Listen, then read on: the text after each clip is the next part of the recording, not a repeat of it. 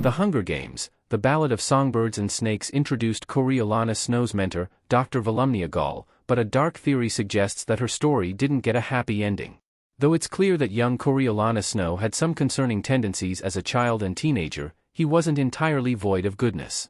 Ultimately, it was the terrible Hunger Games and the cruel lessons from Dr. Gaul that pushed the boy over the edge and set him on the path to becoming the Hunger Games dictator. Gaul loved to create monsters, and Snow was her crowning jewel. Still, this may not have worked out well for her in the end. Dr. Gaul was Coriolanus' teacher in the Ballad of Songbirds and Snakes, and she was also the head game maker for at least the first 10 Hunger Games after Panem's War.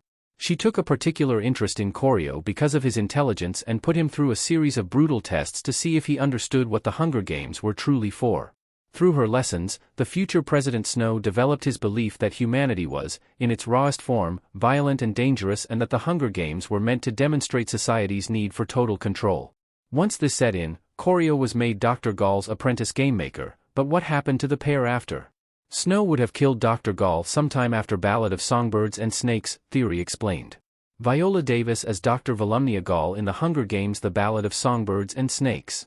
After becoming an assistant game maker, Corio eventually became head game maker before later making his way up the ladder to president of Panem.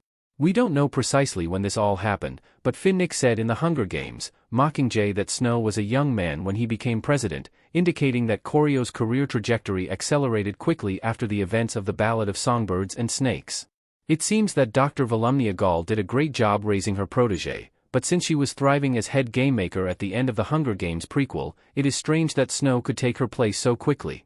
It's certainly possible that Gaul stepped aside and handed her job to Snow. This may have been her goal from the moment she took him under her wing in the Ballad of Songbirds and Snakes. However, considering what has been established regarding both these characters, it seems far more likely that things eventually went sour between them. As his mentor, Dr. Gaul would have known far more about Snow than he would have been comfortable with. She knew that he had betrayed Sejanus and was clever enough to put together the pieces about Dean Casca Highbottom's murder, which means she was a danger to Snow. Ballad of Songbirds and Snakes makes it clear what Snow does to those he thinks are in his way. Hunger Games reveal Snow used poison to climb to the top, and Gaul would have been in the way. Custom image of young Coriolanus Snow in The Hunger Games The Ballad of Songbirds and Snakes next to President Coriolanus Snow in The Hunger Games Catching Fire.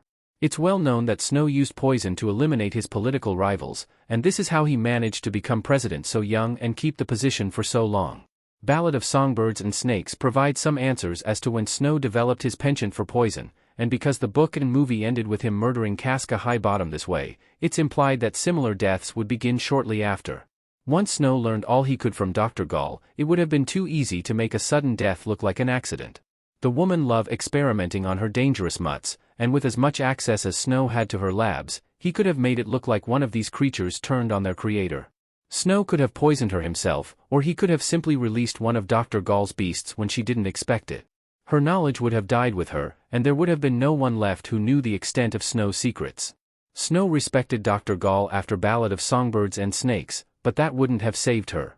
Corio has no love for Dr. Gaul throughout his story, and it's evident through his inner dialogue in Ballad of Songbirds and Snakes that, in the beginning, he is disturbed by what she does and says.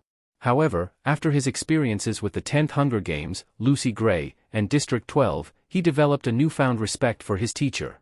He understood Gaul's brutality, and since she didn't pretend to be a good person, she is someone that he could have been himself around after the Ballad of Songbirds and Snakes.